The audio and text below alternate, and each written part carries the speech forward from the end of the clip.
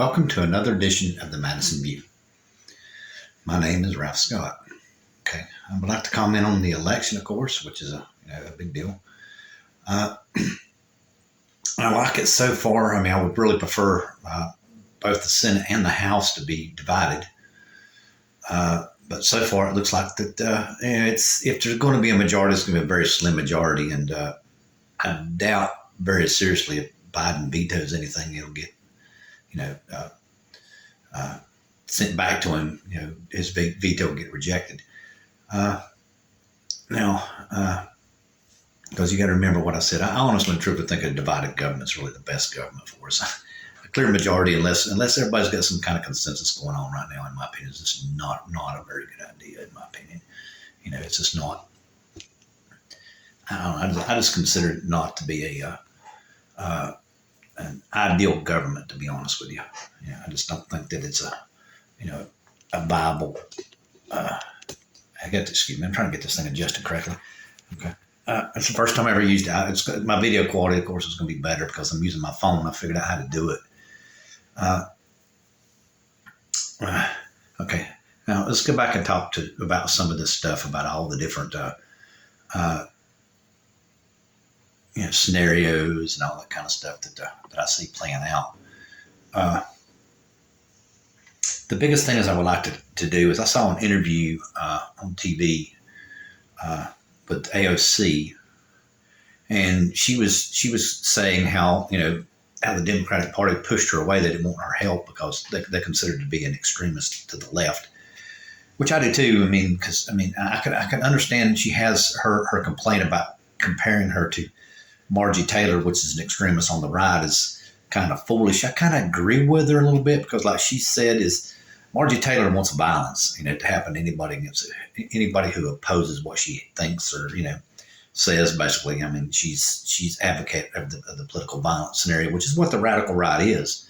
And her comparison was what you want to compare. Make me an extremist because I want universal health care for all, and I don't know her whole entire platform. That has this noble ideology, or whatever you want to say, noble characteristics to it. Because it would just basically give Medicaid to everybody. And all that tax money and that people would, or all the insurance premiums basically that everybody's paying, is companies would, which is basically what Canada did. They basically converted to it, and all the insurance premiums that the companies were paying to the insurance company, they're now paying to the government for medical care. It's just kind of like a transfer of the system, but still, I know she doesn't really consider it to be a radical left, but it is, because anytime you basically take the free market out of the economy, which is what the radical left wants to do, that is a radical thing. Is it violent? No. But is it radical? Yes, because it could really upset the balance of our economy, and not in our economy, but the world economy.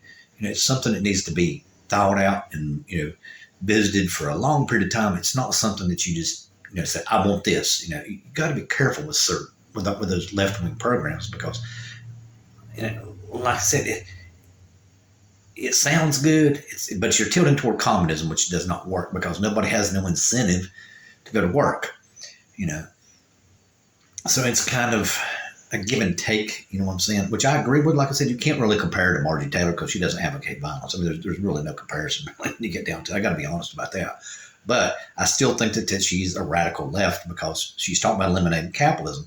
This whole entire inflation thing, she's blaming on corporations, and all this whole entire inflation thing is because of Putin's war.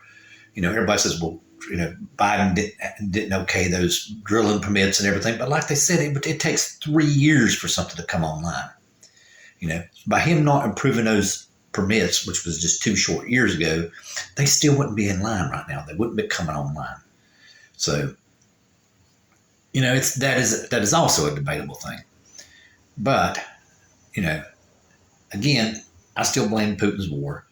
He's taken all the energy away from Europe, and we got to send all of our gas and oil that we got spare capacity for to Europe, just in order for them to heat their homes and their ambulance, just whatever they need, the best of their ability, without really causing them major interruptions, and a disruption to their economy.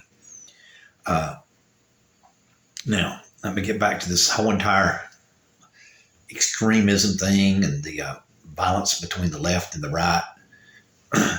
And this, the Republicans can say what they want to. Okay, the right wing of the Republican Party is violent. I mean, there's no ifs, ands, or buts about it. Okay, now a Catholic paper, okay, who's Christian, of course, I mean, the Catholic advocated political violence.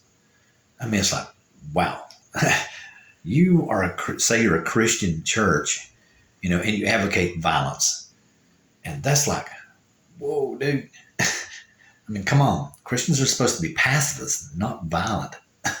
So that's just like, okay, you say you're a Christian. Okay, well, I don't believe it. You go to church and you're a hypocrite in my book any day of the week. And there is violence on the left. I mean, I admit it, there is there, but I mean, compared to a religious paper that advocates it as an overall group, is difference between an individual action and someone advocating it for the whole entire group, which is what that is, And then, of course, you've got. I had something on my mind. I forgot what it was. Then, of course, you got the candidates themselves advocating for violence. Oh, now I remember what it was. The Washington Examiner, I think it is. I'm not sure exactly. Said basically that there's going to be a civil war now. I don't know what he means in the Republican Party or in this country, but this whole entire idea that Trump's floating around civil war. I mean, think about this, right? Trump is advocating a war, and you want him to be president? Do you realize what a civil war would do if we would go to the old-fashioned civil war? I don't know what it would be like today. One guy's saying it's just people shooting each other like convenience stores or wherever they run into each other. I'm not sure exactly how it would go. It'd be almost like a terrorist kind of thing going on, is what the one guy said. But if you go back to the old-fashioned point of view of war, it would be our grandchildren shooting at each other. I mean, I don't know about you. I don't want my grandchild shooting on someone just because I disagree with that other person. And I for sure don't want someone shooting at my grandson just because they disagree with me. So this whole entire Civil War thing that I've never got us in a war, Donald Trump, is advocating is, well, let's put it like it's right here. Okay, duh. So you've never got us in a war. Well, you're trying to advocate for one right now. So, okay, that's called, what is it called? A hypocrite? Again, he's another Christian, and here we are. He's supposed to be the savior of, the religious right. He's like, they call him the Orange Jesus. I mean, come on, man. Jesus never advocated for violence. Matter of fact, when they crucified him, one guy said, well, why don't you stop us? Because he said he didn't want to, because he knew he was going to go to heaven. And like he said, if he told his people to do it, they would do it. But he chose not to do it because Christians are supposed to be pacifists. And only that, of course, we know the whole entire Bible story, but, he didn't advocate violence, basically. Even at his crucifixion, when they offered him the chance to do it, he didn't advocate violence. So I mean, that's what I'm saying. The whole entire Christian thing is you're supposed to be like Jesus. That's the whole entire scenario of a Christian, that you're supposed to try to do the best ability. I mean, you're human, so compared to him. But it's just ironic that someone in the whole entire Christian community would even advocate violence and war. Just think about this for just a minute. I mean, it's just crazy. Okay. Now, let's go to our next little thing that I've discovered after I talked to you the last time about Mike Pence saying that there's no such thing as religion, freedom of religion. Well, I've been digging around and reading a lot about different articles. That's what I do. That's what I do. I probably spend more time than most people would. Most people spend more time mowing the grass than and I spend more time reading. But I discovered that the only reason why Michael Pence didn't go with Trump's plan is legally he thought he couldn't. He was already consulting lawyers to see if he could, and he thought that he would get in a serious line of trouble if he did it. That's the only reason Mike Pence did not do it. So he's going to try to go around and wave the flag like he's some kind of superhero. He's going to go testify against Donald Trump, and what he is he's being a hypocrite. from what I've read, the man was going to do it. So he just thought he would get in legal trouble. That's the reason why he didn't do it.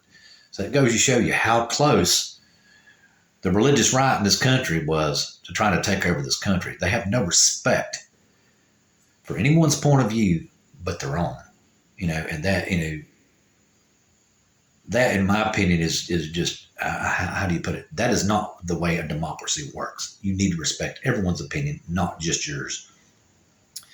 And, what's been making all this stuff go around, like with China and everything right now. See, everybody's thinking that, okay, well, America's going to fall apart. Even our European allies are thinking that.